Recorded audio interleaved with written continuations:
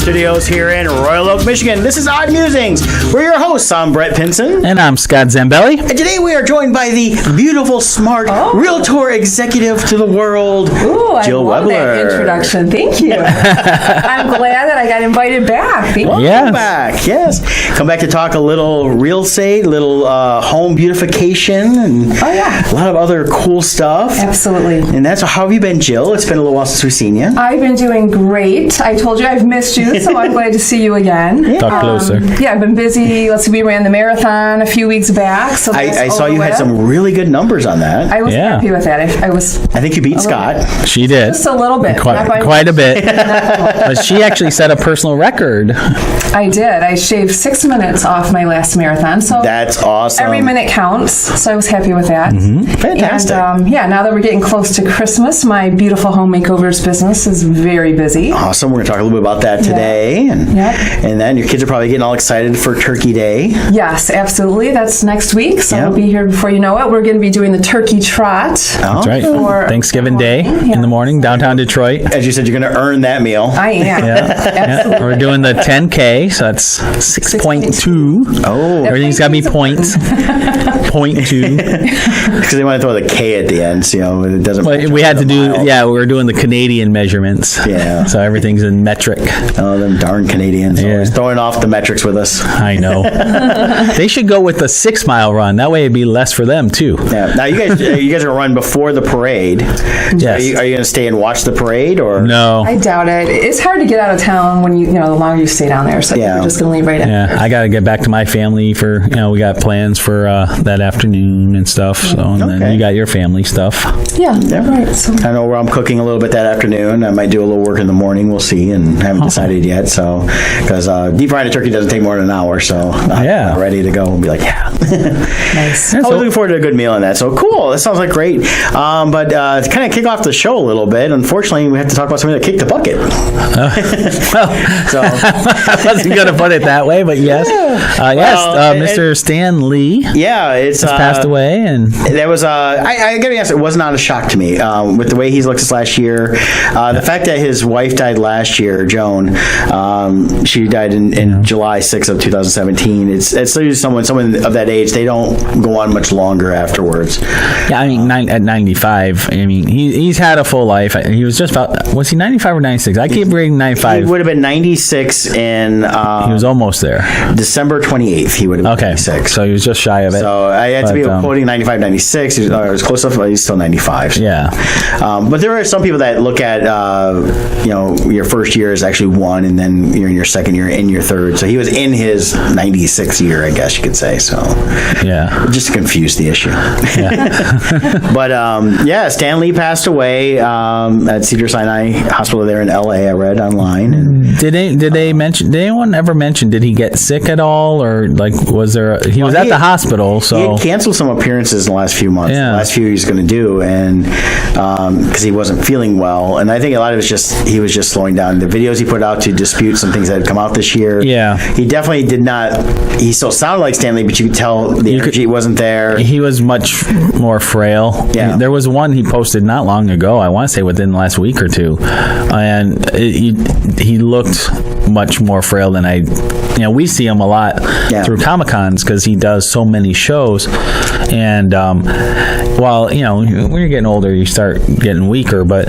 he still had that strength to him to some degree. But this last year, you definitely have seen it take a dive. Yeah, there was I'm forgetting who the person was. I read an interview last night, and they just saw him like a week or so ago, and I guess his last words was, I just want to see Joni. I want to be with Joni, and I think he was ready, and he knew it was coming, and stuff like that. And Joan was his wife, and they were married since 1947, so they had a very long life together. Oh yeah, and then also he was also in the military. Yeah, he was World War II. He was born Stanley Martin Lieber, and he changed his name to Stan Lee for the professional side because, unfortunately, being Jewish, the Lieber name would not have gone over well, so it kind of was a standard name. But he signed up in 1942. I believe he was at that point he would have been almost 20, so he was 19 going on 20. Served till 1945. Started in the Signal Corps. Ended up in the entertainment division, basically as a playwright. playwright. That was his official job title. Yep. Worked on some of the cartoons and different stuff they did, and worked through 1945. They came back out and went right back to Timely Comics, which was owned by his uncle at the time, and a cousin or something like that. It was ended up taking it over after his uncle retired from that, and it became Atlas Comics. And then eventually he created the Marvel Comics name and all the characters that we now know and love through the day. Right. The only character I believe they imported was Captain America. Actually, they had probably a couple of others. They had Captain America, and then Human Torch was one. Yeah, they had a couple. But his really big first step for him was Fantastic Four, I believe. That was the first one, and that was a very unique concept. They were starting to bring back superhero comics after the code had kind of almost decimated the comics industry. Right. And having a team like this and having interviews with him, he always talked about all the characters had flaws. They were not perfect. They weren't, just nothing wrong. They all had something going on. Yeah. Even in Fantastic Four, they had a lot of infighting at times. They had different things from their backgrounds came up. You had the Thing, who became a rock person, who spent many years in the comics dealing with the fact that he wasn't human, and even though he was a hero, he was still looked upon as a creature. Right. And also, now based on a thing I heard the other day when they were talking about Stan Lee, this part I didn't know. He wrote the original story for Fantastic Four was actually rejected because it was so different than how they were doing superhero comics in the past, with him making them more human and flawed and all those. It was actually rejected, but he decided to write it anyways because he felt very strongly people would identify with this, and when they ran it, they were stunned at how popular it was. At the time, I believe it was the #1 selling superhero book at the time. Oh, yeah. It was #1 for a long time. Yeah. Even the Avengers was not as big as Fantastic Four was in those early years. Avengers was actually an accident. Yeah. One of the comics, this was Randy Zimmerman told us a story. He's like a wealth of comic information, how a certain artist was supposed to have a deadline met, but they were drinking too much, and they fell behind on their deadline, and they had to have something. Yeah. So I think he said it was Stan that came up with the idea of, well, let's just take these different characters, throw them together, do a quick story. It was just meant to fill the presses at the time.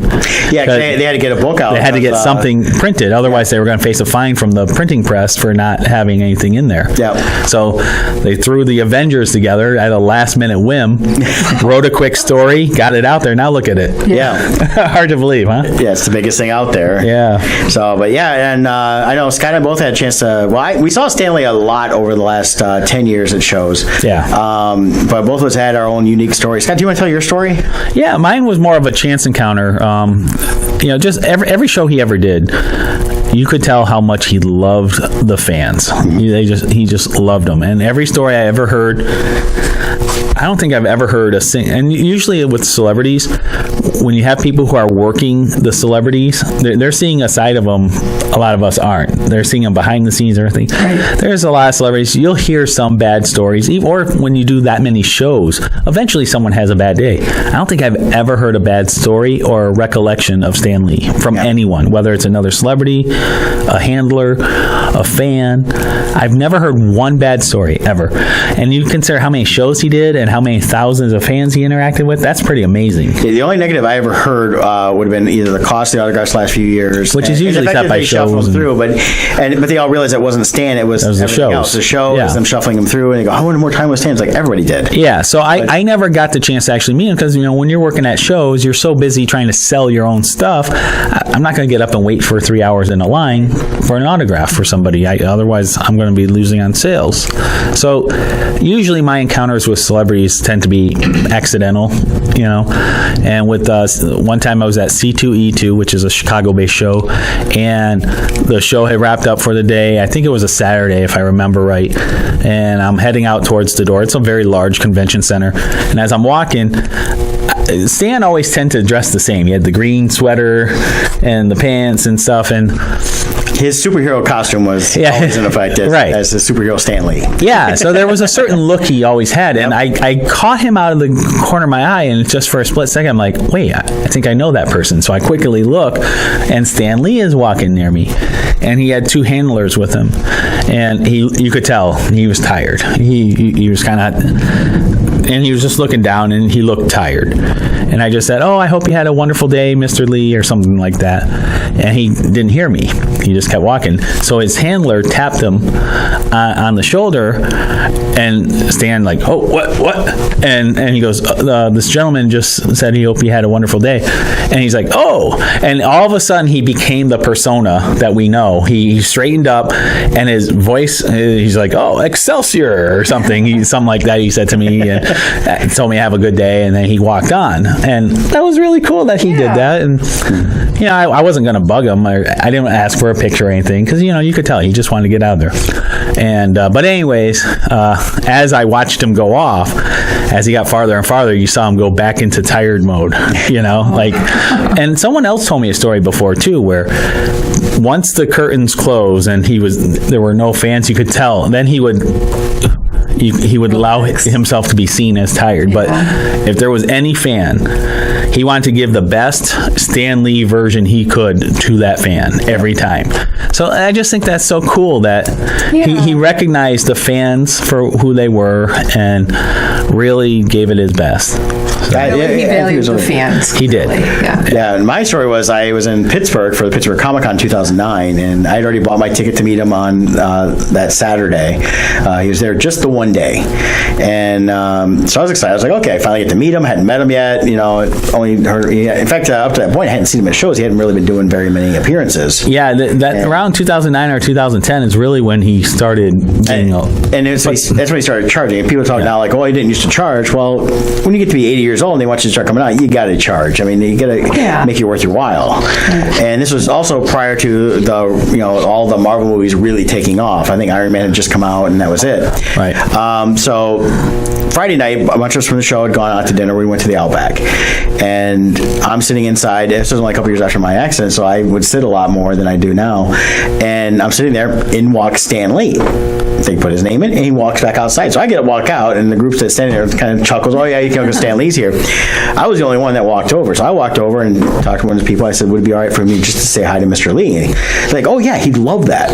And so he's on the phone, and I waited a few minutes patiently, didn't bother him or anything like that. As soon as he was done, he turned to me and he's like, "How you doing?" And he goes, "I'm Stan Lee." And I shook his hand, and he asked who I was. So I explained, I was there for the Comic-Con. He goes, "Oh, what do you do? Are you just here as a fan?" I said, "No, I write and publish my own comics." And went to a little spiel, talked about working on the Fat Mama comics from his show Who Wants to Be a Superhero. He's like, "I read those. Those were really good, and I enjoyed those. And Nell did a great job, and you did a great job too working on them." And then I told him about traveling shows, and he goes, "Oh yeah, how do you?" I said, "I drive around. My car's right there." And we talked about my Ford Escape, which I still drive to this day. And so we talked about a lot of stuff about comics and that stuff, and got all done. He looked at me and goes, "You are a true believer." Yeah, that was his little sign off. Dude. And told me to have a great day. And then when I saw him the next morning and they allowed the dealers to get the autographs first, so I was one of the first ones in line to get my autograph. He remembered me, asked how my dinner was. Shows don't do that anymore. No. Well, that's because that was like, back to your table. Renee always get out. Renee at Pittsburgh Comic-Con took care of us. Besides that, stuff like that, bringing us McDonald's for lunch on Friday and Saturday and stuff like that.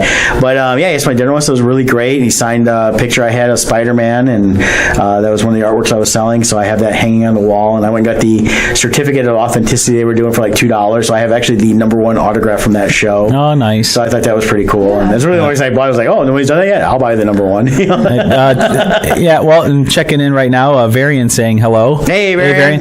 Varian posted a picture of himself with Stan Lee. Yeah. And that's one of the things with Stan Lee you notice is the tribute. How many people have been posting personal pictures with Stan Lee? And I think that's a great tribute to the man. I mean, Stan Lee was called the man for a reason. And the reason was he was the man to all of us in terms of creating these heroes we loved.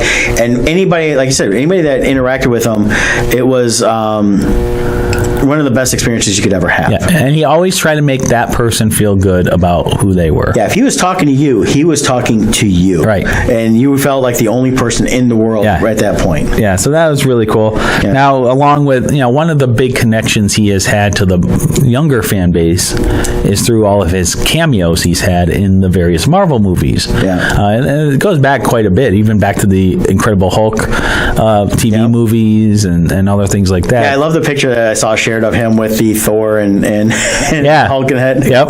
But so one of the questions that comes up usually around this time is, well, which is the last cameo? And it sounds like we still have a couple left because he filmed a few all together. Supposedly, yeah, he's got through Avengers 4 has been filmed that we know for sure, they confirmed. Yeah.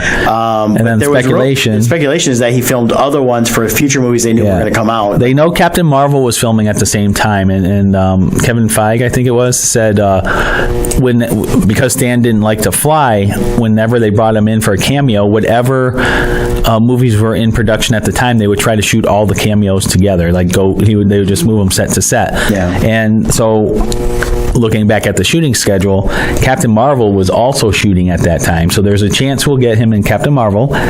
And they said Spider-Man Far From Home was in principal photography. So while they weren't filming yet, they were doing initial stuff for it. So it is possible we'll get him in that one. Well, the rumors that we read a few months ago is that they had filmed a lot of those ahead of time, and mostly they did them on a green screen, or they just did these, like a lot of times you see him like he's a security guard in a thing and things are going behind him, which they added in a lot later. Right. Or my favorite, my two favorites are the one where he's talking to the Watchers, and that was great. Love that. I thought that was going to be his final cameo, honestly, because the way they had him, they walked away. He's like, "Wait, you were my ride home." It would explain why we don't see him anymore, because he's just lost in space somewhere. Yeah. But then he did show up again in Avengers. Right. And And then my favorite one though is from Guardians of the Galaxy. You're like, look at this dirty old man up here. I like the Deadpool one. Which one? Oh yeah. That one didn't make it into the movie though, right? We saw that on Deadpool 2, wasn't it? Oh, Deadpool 2? Deadpool 1. One where he said zip it Stan? The strip club announcer? Oh, that one. Yes. What was the one where he said zip it Stan? When he's changing in the phone booth and he's taking a while and the guy ends up getting shot and killed because he took too long changing. Was that 2? Was that 2? Yeah. Maybe that's what I'm thinking of. That was like a trailer type of thing before the movie, right? Yeah. Okay. But that one was hilarious too. Stan Lee's like, hey. He's like, zip it, Stan. And he runs off. I think my favorite all-time cameo, and it wasn't even cameo, actually had a role, was in Mallrats. Because we got to see Stan Lee being kind of a parody of Stan Lee, and you have the ultimate geek coming up to him, go, all right, let's do the list. They do the list. And he goes, the thing, this is thing, the thing. That's a superhero secret. I loved how that's a superhero secret, things like that. So Stan Lee was just awesome. Yeah, and every time we saw him, he'd wave to everybody, and he was always good. Many times, like at Baltimore Comic-Con over the years, he'd come walking by because he'd walk him right through the middle of the crowd. He'd say hi to everybody he's going, and he was full on Stan Lee, and it felt like you were watching Spider-Man and Amazing Friends again. That's right. Yelling out Excelsiors and everything else. That's right. So, well, we'll miss you, Stan. But he'll live on forever, which is great. He's got his legacy of characters will live on. Yep. His appearances in movies and things like that. So we can definitely revisit Stan at any time by picking up an old comic book and reading his stories. That's right. Some great stories in that. Kevin Miner's listening on. Hey, Kevin. Hey, Kevin. Going, man? So welcome aboard. Before we get into the meat of our day, the beauty of the day, really, our Joe Webler. Oh, wow. So we have but I have to talk about Loringer Family Chiropractic. I was there again yesterday. They've been doing 2 weeks of patient appreciation weeks. It's really good because every time I go in there, they've had bagels and candies and coffees, and I'm like, ooh, I wish you'd do this every week. But next week they will not have it. But the journeys to wellness begins here at Loringer Family Chiropractic. You get to build a healthy lifestyle with chiropractic care. At Loringer Family Chiropractic Center PC, located in Belleville, Michigan, and Dexter, Michigan, they take great pride in providing the finest chiropractic care to each and every patient. They offer on-site digital x-rays, massage therapy, orthotics by foot levelers, young living essential oils, aromatherapy, full line of vitamins, all with a family-oriented environment. Give a call at the Belleville location, 734-697-4244, or visit online at LoringerFamilyChiropractic.com. Of course, we have a link at oddmusings.com under our sponsors page, so definitely check them out there. If you have questions about chiropractic, get a hold of them. If you're in southeastern Michigan, make an appointment. Go on and see them. Get an initial consultation going. You won't regret it. That's right. So, here we go. We have Joe Webler with us. Now, you guys have an announcement. Should we do that first? Sure. I think we should. Because you guys have been... Now, for about a year now, you guys have been teaming up to do real estate. Yeah, you got your license in February. So Scott's the one that recruited me into real estate, and I'm loving it. And so we've been working together since February. Yeah, we first met because of running, where we both run for the same run team, and we had similar run time. So when you're spending 3 hours running on a trail next to someone, eventually you say, "Oh, might as well say my name." Hi. So Jill, you were slowing down just to talk to Scott. Huh? Yes. I felt sorry for him being alone all those times. Yeah. So, but in talking to her, she talked about her business, Beautiful Home Makeovers, which we're about to talk about, and her passion for houses and home decor and all that stuff. And I'm like, you'd probably be really good in real estate, And she laughed at that notion and had no interest in it. But as time went on, she started thinking about it more, and she was like, you know what? I think I might like real estate. Yeah. So she got into it. So we've been working together. We technically have been individual agents, but we worked together on deals as co-agents, as they call them. But now, starting November 1st, which just recently went by, we are officially a team. Team Titans. Team Titans. Jill actually came up with the name. Now is it like officially Team Titans of real estate? The official is just Team Titans legally, but as our real estate, it's Team Titans of Real Estate is our full with tagline, kind of like He-Man and the Masters of the Universe. Okay. And you're still part of the Keller Williams family? Yes, we're still with Keller Williams Lakeside out of Shelby Township, Michigan. Awesome. Yeah. Great office to work at. I've met so many wonderful people out there. Mm-hmm. That's awesome. I think it's a great thing you guys have finally formed a real partnership. I know you guys have been pretty much partners since day one, and everything we see online has always been you guys together talking about the homes you've been listing, showing homes and things like that. It's the good cop, bad cop. Yeah. She's the good cop, I'm the bad cop. So it does work well because when we take people out, everyone has a different personality, and between the two of us, we're able to meet their needs and make them feel comfortable, and that's our whole goal. We want them to feel comfortable with us as we go through this journey. I mean, it's one of the biggest decisions you're going to make in your life is buying a home, and so you want to feel like you're with the right people. Yeah, you want to trust the people you're with and feel like there's a connection, and we really do put a focus on relationship with the people we deal with. So I think that's always important in anything is the relationships you build when you're doing real estate. And just because you sell a home to somebody doesn't mean you can't not have a relationship with them in the future, because they may want to sell that home or recommend you to somebody else. So exactly. But in addition to the real estate, she has her own business. I do. It's called Beautiful Home Makeovers. I started that back several years ago, and it's kind of like gone into a lot of different directions. I used to just do like porches. I would make homes look more inviting, like have a nice curb appeal, and then eventually people would ask me to do their landscaping. So it became like a landscaping business. And then, of course, I do the inside of homes. And then my favorite, though, is to decorate for Christmas. Mm-hmm. And so right now I've been super busy with that. And I just picked up a commercial account, too, which is a really exciting thing for me. I'm excited to do that. Between now and January, I will be covered in glitter, pretty much. I've had some customers ask me if I have another profession that I'm not telling people about because of the glitter. Like, no. She's decorating. she's a fairy. She's got pixie dust going. Pixie dust, yeah. So, she's throwing the magic. So Jill she really does have a great eye for style and decor. Well, is that how you call it? Decor.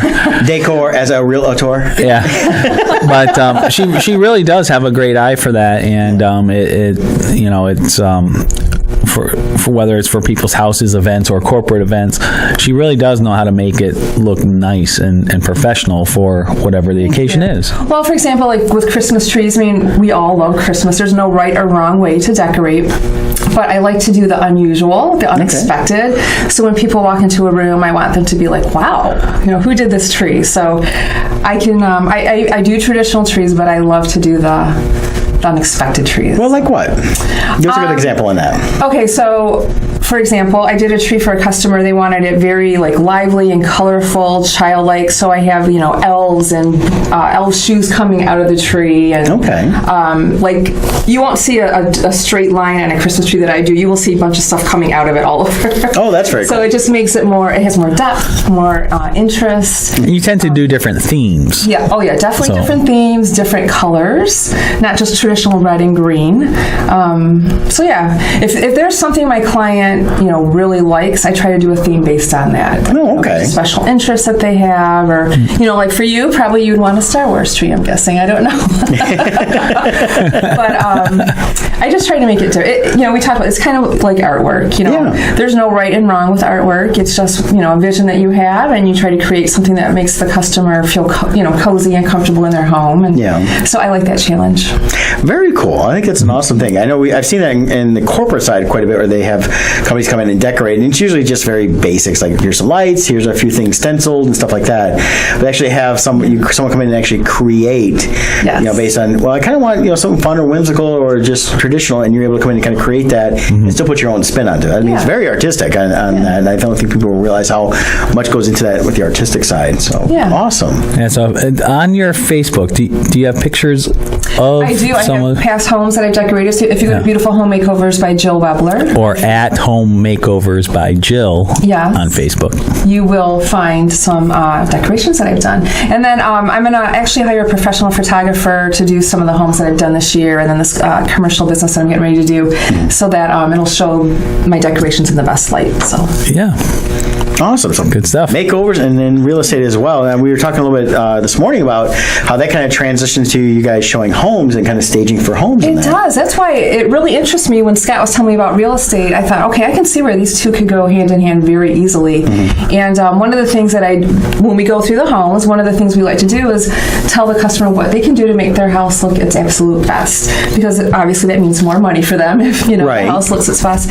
So we go through together and we look at all the things that we can do to make it look better, whether it's getting rid of clutter, which we all have, or just simple things to on your front porch, make it look inviting. Because when people pull up, you immediately start, you have a feel of, oh, that looks inviting to me, I want to see more, or like, oh, there's something great about this house. So at my house, I should remove the "Go away, I don't like you" people signs. Yeah, that's one might work.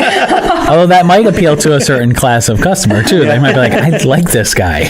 This is what I'm looking for. But one of the things I do too is I create wreaths that you will not find at stores, and so people love that, because that's something when someone drives past your home, they're going to notice your wreath on your door or whatever. So I like now that. With your wreaths, do you mainly shoot as a Christmas theme, or do you do them for year round? I do them year round. Okay. Yeah, so you can even do, like, if you wanted a wreath for, let's say you have a daughter that's getting married, and there's going to be a lot of celebrating going on that week. I could do like a bridal wreath for you on your front door. Okay. We can do birthday wreaths. Halloween, whatever. Yeah, different seasonal ones. Every season, Okay. Can I get a Benjamin Franklin wreath? Yeah. Because then it would be... I'll look for wigs. You know what it would be? It'd be a wreath of Franklins. Kill me. Yeah. But I'm here all week, people. Now, how did you get into doing that again? You talked a little bit about that, but what's the story? Where did it come from? Why? I don't know. It's really funny when I step back and think about when I was a child. I know this probably isn't normal, but even as a child, I would sit in her home and tell my mom what I thought I would tell her knock down walls. That's probably not normal, right, for a child? I would say, Mom, it would be much more open and light in if you did this. In her mind, she must have been like, what is she saying? But even then, I for whatever reason, was into homes, and I would sit there and draw pictures of homes and fireplaces and like what I think. I don't know. I can see little Jill walking through the house. Well, Mom, what I would do is I knocked on that wall, and knocked on that freaking wall too. What's funny? She wouldn't do it when I lived there, and then after I moved out, like about 5 years ago, they knocked down that wall that I wanted. That freaking wall went. Yeah, that freaking wall went. And it works. But I don't know. I just think for whatever reason, I got interested in homes and decorating them at a young age. So and also regarding the wreaths and other decorations that you do, we'll say it at the end of the show too, but you're going to be at a craft show coming up really soon, so people in the area can go and actually buy from you. Yes, that's on December 7th. Yep. Fraser Villa. That's 3300 Utica Road, Fraser Villa. It's a Friday show, 10 a.m. to 5 p.m. But I'm going to be making tons of wreaths and all different price points. Yeah, and I also do gift baskets for whatever occasion. So if you want to give a gift and you want it to be different than just a gift wrapped in a box, I can actually actually make a basket. And like, for example, I had one customer last year, her child was really into movies and stuff like that. So we did a basket of all his favorite snacks, put in a bunch of movies, gift certificates to go to the theater. So it's like a theme gift basket. Those are always really cool. And as you're going through and pulling stuff out, it's really good. Of course, those can listen off air if you go and find the comedian Fluffy and listen to his racist gifts basket. I'm sure they're not like that. So. But those were always, that was fun too. Yeah, so I'm going to be selling those too at the craft show. So if you're interested, come visit. Come see if I have anything that maybe you want to buy. Yeah. It sounds like you do. It's unfortunately it's a little distant for me, and I've got to play that night, or I'd kind of have to come out and check that stuff out too. Sounds really cool. I mean, you got a lot of cool stuff, and I've looked at the Facebook for the Beautiful Homes by Jill, and there's a lot of cool pictures there. Thank you. Definitely, you guys check it out. I'm looking forward to seeing this new corporate account you're doing. That sounds like a blast. Thank you. Well, one of the things I might do too is some of the wreaths that I make. I think I'm going to take some pictures and put them on my page, so that if anyone wants me to make one for them or something similar, then they can contact me directly, and then I can. Awesome. Commission work, guys. Yeah. Support our guests. Especially now that she opened up a PayPal account. Not quite. I'm still What? You're supposed to do that. I know. I started Just get Square. Just get a Square. I started it last night. Get Square. Don't even worry about it. Just get Square. You can do invoices from Square. Yeah. You can take credit cards at the shows. It'll take you 2 seconds. You can go to Walmart or whatever and buy the little Square reader. Really? That's true. They do have those, and you'll have it set up today. So definitely, we'll talk off air about that real quick too. But that's what we use at the shows, and I think it's way better than PayPal. Well, but Square, does it work like PayPal online? You can send invoices through Square. Okay, so that might work. And then. you can even set up through them. They're like a marketplace. I only use the Square reader. Okay. I don't use the. Actually, that's right. The marketplace. I forgot about that. Yeah, Square has their own marketplace. I'll show you how that works too. Thank you. But there you have it. I think PayPal. I have PayPal, and it's a nice thing to have. I use that for like paying. I can sign up for the Michigan Comic Con for next August, and so I sent money for that through PayPal because it's an easier way to handle that. Yeah. But for any business on my end, when I'm selling stuff, I use Square exclusively for everything. I like the way they handle it. The money's in my account the next day. There's no ifs, ands, or buts, and I can take credit cards at the shows. Awesome. I can also, like I said, you send an invoice, you can pay online that way. It makes it a lot easier, and they have a lot of other cool marketing tools through their site, so definitely check that out. I will. And if Square wants to sponsor the show, we definitely That'd be nice. The show. We use them all the time. Now, we had mentioned we formed Team Titans, and we'll get a little bit more why we wanted to actually do a team and what makes us stand out from everybody else. But in the meantime, Jill put together some questions here. You got a little quiz or something? I do. Okay. We're going to see who knows more about real estate. Oh God. Scott or Brett. Now, if y'all listened the last time Jill was here, you realize I don't know anything.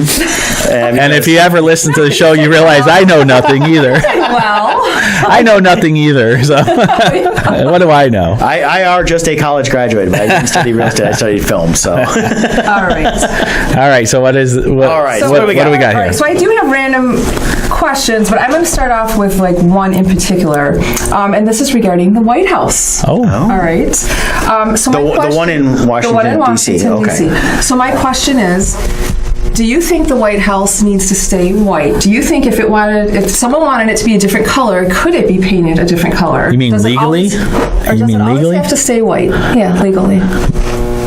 You want to take a stab?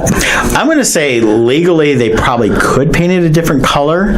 I think they shouldn't, because it's called the White House because it actually was white, not because some guy named White built it or whatever. So I think I think legally they could, but I don't think they should. My answer is going to be legally they can. I bet there's a deed restriction on the property that says that it has to stay white. You think so? That's going to be my prediction. So if it was like pimp my White House or anything like that.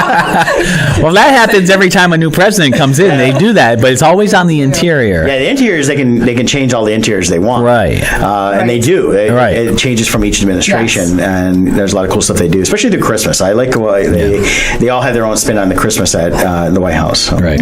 Okay, so what is the answer? The answer is the White House is a National Heritage Site, and it's cared for by the National Park Service. So it's part of the executive branch. branch. So if the president declares he wants it to be painted a different color, they have to do it. The exterior? Yes. Now, I don't think a president probably, like we've talked about, because of its long stance of being white. You know, there will be, but at some point there'll be some jerk who's like, I want this to be bright orange or pink or whatever. Yeah. Well, the only thing I can see is somewhere in the future they're going to have that paint that can automatically change color. So they're going to paint it white with this paint, and then when they want to do some fun stuff, they'll instead of having lights, they can do all kinds of funky stuff with it. But they do use lights, I know, on the exterior to give it different colors. Right. Yeah. That's a far more cost-effective approach. Yes, I think it's the way to go. Of course, eventually, maybe they need to have like that paint that makes them disappear, so it's like the cloak of invisibility. So they'll have it all painted in that. Oh, it's white now. Hey, where'd it go? It's gone.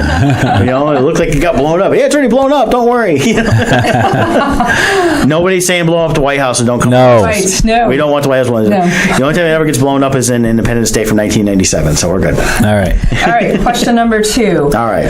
How many homes do you think sell per day in the United States on average? In the whole United States. In the whole United States. Does this count Puerto Rico?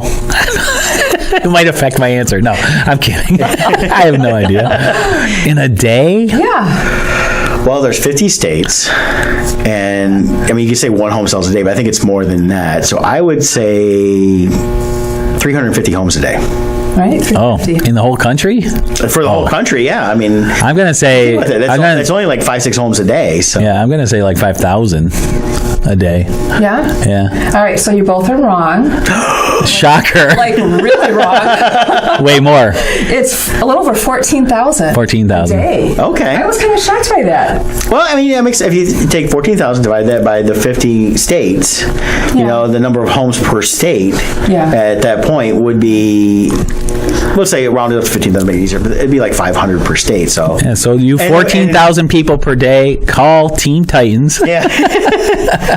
But you think about it, if you have 500 homes in a state every, selling a day, and then you spread across the entire state, it's quite a range of space. Think about the cities and counties. And look how many real estate agents there are everywhere. So that's my next question. Okay. All right. How many I should know this one. real estate licensees are there? They just announced that too. It's a record. Realtor.com or I'll say National 3.2 million. I think you're close, actually. I think it's around 3 million. I forget what it is. You guys are not too far. It's 2 million. Okay. Is it 2 million? Yeah. Yeah. See, I've run into a lot of people that get into real estate. They stay in it for a very short time, but they keep their licenses because they will sometimes do side work like estimates or quoting prices on homes, like that. Yeah, they just recently announced that we're at a current record for the sheer number of realtors that we have in the country. A lot of competition. Ah, okay. All right. So, what do you think is the median home price in the U.S.? In the U.S. 175,000. In the whole U.S., though, I know here Macomb County is 198,000 roughly, at least for Keller Williams, the average sales we do. So I'm going to say we're above average. I'm going to say 140,000. Okay.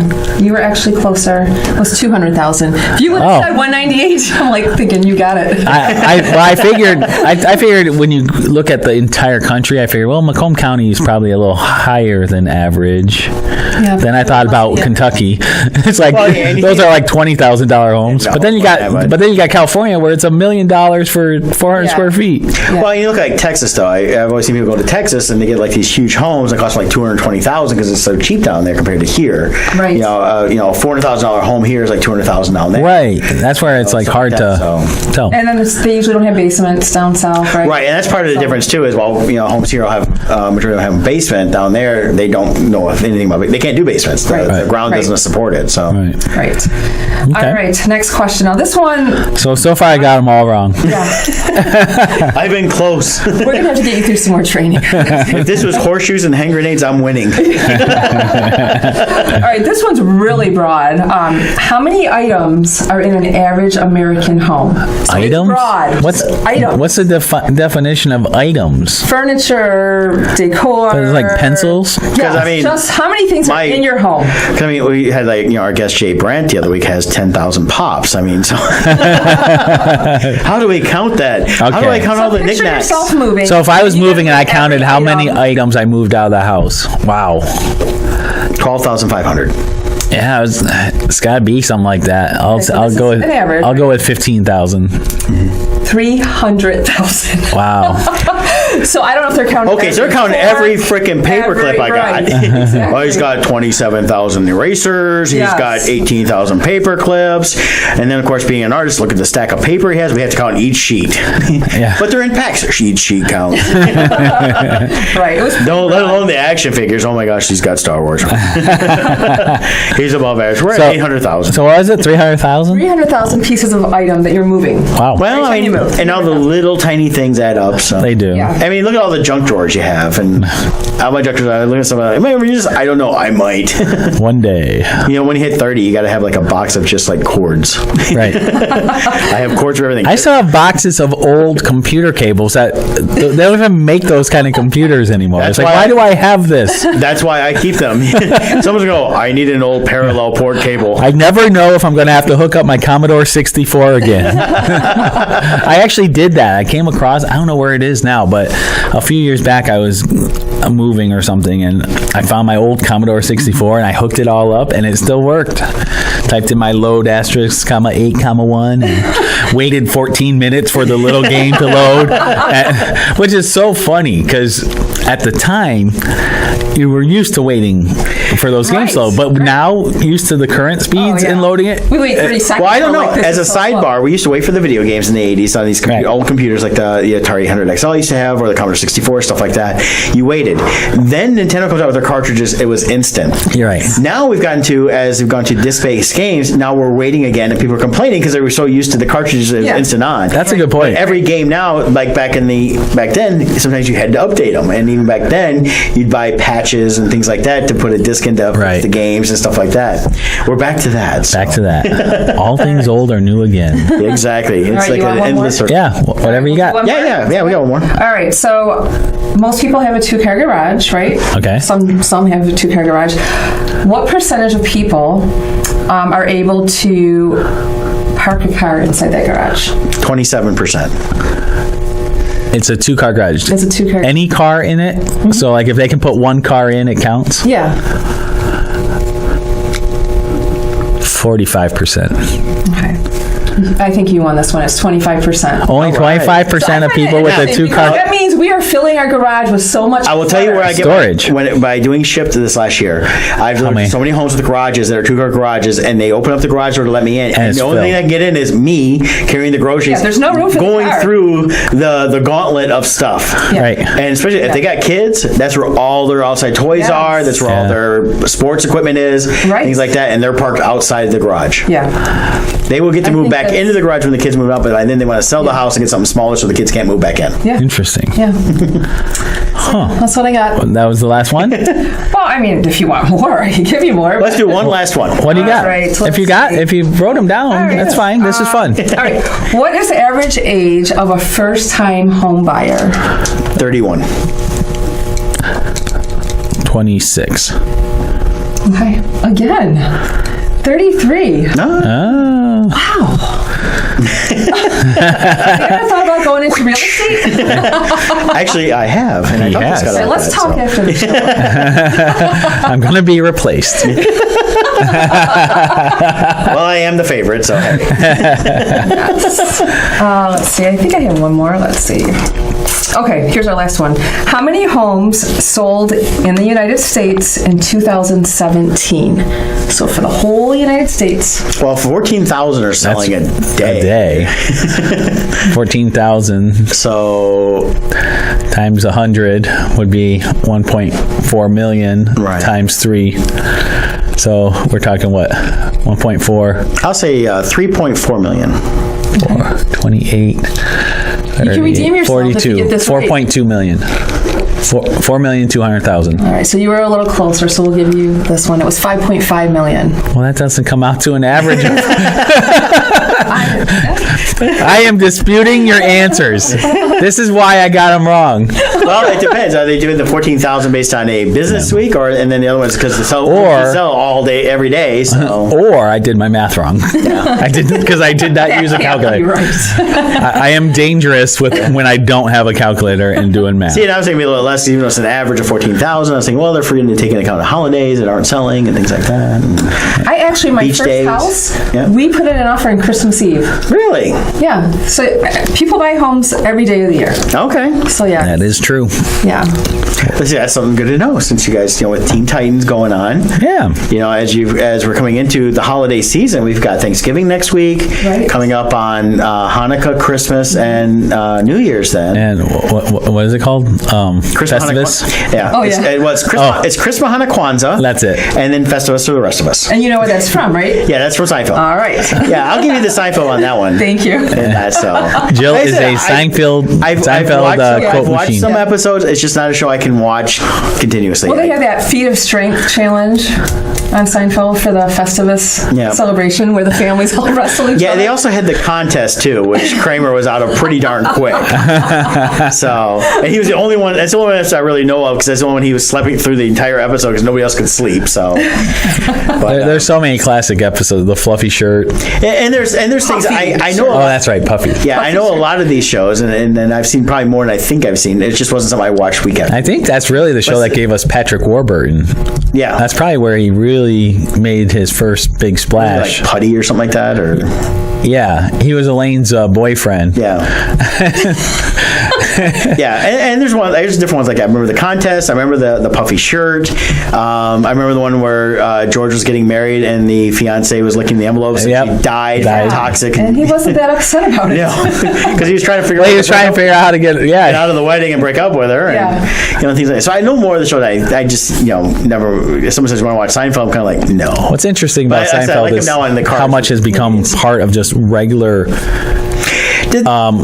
conversation that don't realize that originated there. But they pulled it all. It's like my mom said yada yada yada before the show even started. She's talking about something. She'd say yada yada and go on from that. But they're the show that kind of mainstreamed all of those sayings. They brought these things people would do as a normal thing and made it more pop culture for parts of the country that didn't know about it. So. Right. It was very relatable, at least for me. It was. And I said nothing wrong with it. I was never a big fan of his stand up at the time. I think he's funnier now with his interview show. But, he does a good job. And I've seen him in a couple of movies over the years he's done in that. But back then in the 80s, he was not my favorite comedian to watch. So he was no Robin Williams, that's for sure. Yeah. Well, I don't think anyone's Robin Williams. No. He had his own style. Yeah, and I like people like that. Robin Williams, Stephen Wright. While they were contrasting comedians, they both were people I liked a lot of. So there you go. And talk about contrasting styles. Yes, we have you guys doing the. That's Teen Titans. Yeah. That's what we come in, and I think it's Teen Titans of real estate, beauty and the beard. Dun, dun, dun. Although I think I'm the beauty. Come on. That's what he tells me every day. I'm tired of people just loving me for my face. And they love me for my brains. That's right. But in all seriousness, while we really like to have fun while we work, and dealing with clients, and we really hope that translates into them. We really focus a lot on relationship, as we said before, and I think that's important because now more than ever, so much of real estate is online. It's very sterilized. From people are texting back and forth. They're submitting stuff through even offers. When I first started back in 2002, when you made an offer, I would take the offer, meet with you, we'd write it out. Then I'd take that over to the other agent, and we would go to the seller's place, and I would present the offer in person on behalf of my client to the sellers, and then they would decide. But now it's now. Theoretically, I could never meet you. I could send you all the information electronically. You can click through your computer. Well, 2 weeks ago we were in Akron, and you guys had a chance for an offer on a house, and Scott's in Akron. Yes. Calling you get on his phone on the computer. And through my phone, I was able to do some of the contract. and forward it on. And so it's become a very sterile business in a way when it comes to relationships. And it's nice when you need it. You know, like I was out of town, but I could still do what I needed to do. But it's still a people business, and we really try to make that the heart of what we do. And when we like to meet our clients face to face, and as much as possible, unless we have multiple clients at the same time, that we get separated. But as much as possible, we try to both be there, so we both get to know them, make it about them. Even like inspections can be a 2 to 3 hour long process. It can be very boring, you know, while the inspector's doing their things. And Jill brought a fun thing along. Like, what do you got there? I'm like, if we're gonna just be sitting here, I'm making this fun for us. So I brought games, and so it turned kind of like a game night, you know, game day, whatever you want to call it. Yeah. And the inspector walked by. He's like, "Oh, are you guys all friends?" I'm like, "No, we just met them in this transaction, and you know, we became friends." And I just think that makes for a much better transaction. And we like to do like little closing gifts to our clients, and little something that reminds them of that time together. So like Jill they really loved the game we played. So she had bought a copy of that version of that game, and we put it in the little gift basket we made for them. So at the closing, we gave it to them, and they loved that they got that game. They thought that was the greatest thing, because it's just a little memento of that time we had with them. And was it Cards Against Humanity? No. Okay. It's actually a kid's game. Yeah. What was it called? It's called Spot It. Spot It. Okay. We're gonna have to play with you one day. All right. I'll bring it. It's actually kind of difficult. It's these little cards, and like these little round cards, and it'll have like 10 different symbols on it. And you flip a card in the middle, and it'll have 10 different symbols. But there's a whole bunch there's like 50 different symbols. And any of those, if you have any of those symbols on your card, you put it down. So everyone's trying to get their card down fastest. Okay. So the game might last 2 minutes. Each game, it's quick. Right. Okay. But what makes it difficult is the symbols will be in different different sizes on each card, and different orientations. So one might be upside down, sideways, and it really forces your brain to be like, whoa! It like overwhelms you. It does. And but Jill is really good because she cheats. No. And I have skills. but in all seriousness, it turns into a fun game. So it passes the time, and then when the inspector's done doing their thing and is ready to tell our client about the report, then we stop and they go off and do their thing. Yeah. Okay. But it's things like that help form a bond that goes beyond just simply, here I am to fill out this paper for you and get you a closing and then never see you again. I would think that would be the worst way to go about it, and my years of sales has always been about building relationships, and once the sale's done, you want to be available to them in the future, because you never know what can happen. Right. I mean, especially if you get someone that likes you, they can say, hey, we know these great realtors, they took care of us during this thing, we play games, so we get to know them a little more. And then even when we're done, we get referrals. When we're done, we let them know, hey, if you have a housewarming party, let us know. We really want to see what you did with the place once you moved in, and we want them to know we care about what they do in their life outside of just what we did. Right. And I think that's a key part. And so much of our success, the first half of the year was tough because we were starting out and trying to get that ball rolling. But that time we invested is really paying off now.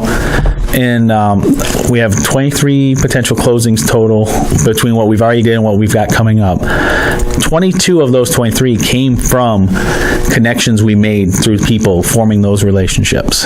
And it's just been a core part of what we've been doing. So many people are referring people to us, things like that. When you do a good job, it's easy to refer someone. You want people to know. I mean, same thing with doing a bad job is people don't refer people and take it away from you. And I think you guys are really going about the right way, because anything I deal with, I always try to build up a relationship with somebody that I get to know, so I can go to them and say, okay, this is what's going on, or hey, I want to get this again. When I get ready to go buy a car here pretty soon, that's going to be one of the things is I have a relationship with the dealership I've dealt with for almost 30 years. Unfortunately, my guy retired, so now I got to figure out who I'm going to deal with, and stuff like that. But I can go in and talk to a couple people there that have been there for a while and say, who should I deal with that knows who I am, so I don't, have to break somebody new in, because I already taught the old guy how to do it. Now he's gone, and now I got to teach somebody new. Come on. Jill, you got a shout out there from Linda. I do. That's my cousin Linda. Hello. And then Bill By. He works with us. Hi, Bill. Another awesome agent at our office at Keller Williams Lakeside. Yeah, I see my Aunt Lisa's been watching, and she's down in Florida there as well. And in Florida is my famous stalker PJ. I don't see PJ. Yeah, he's in extreme stalker mode on mine. I don't see him there. So Scott doesn't even see him. So I don't even see him. And I get alerts from high school on here, Doris Kofke. Yeah, if they're on your Facebook, you see people. So tell her to call you. Call me, Doris. So let's do this. Let's give a shout out. So how do people reach you, whether they want beautiful home makeovers or if they need any kind of real estate from you? All right. My cell phone number is 586-277-2145. And mine is 586-549-6096. And on Facebook, you are for your home thing? Beautiful Home Makeovers. But if you're searching with the @ symbol, it's Home Makeovers by Jill. So at Home Makeovers by Jill. Yes. And then how do they find Team Titans on Facebook? At Team Titans RE. The RE is for real estate. Awesome. So definitely check that out. Yeah. As you guys have been doing that, I know you guys are technically with the real estate are technically a sponsor of the show. So we want to make sure we keep getting the word out on that. And then regarding also with Jill, she'll be doing the craft show over at Fraser Villa. That's in Fraser. That's 33300 Utica Road in Fraser. And that's say hi. 10 a.m. to 5 p.m. Friday, December 7th. And then follow her page when she starts posting about the wreaths she does and different crafts and stuff like that. You can order year round, not just for the holidays. That's right. Stuff like that. And then next week when we come back, we're going to talk a little Thanksgiving. We're also, I don't know if Scott's going to see it, but Fantastic Beasts. Yep, I'll be seeing that Thursday. So we'll talk some Fantastic Beasts, so a little Harry Potter, whip it up a little Thanksgiving magic and all that kind of fun stuff. But until then, Dominic, take us out.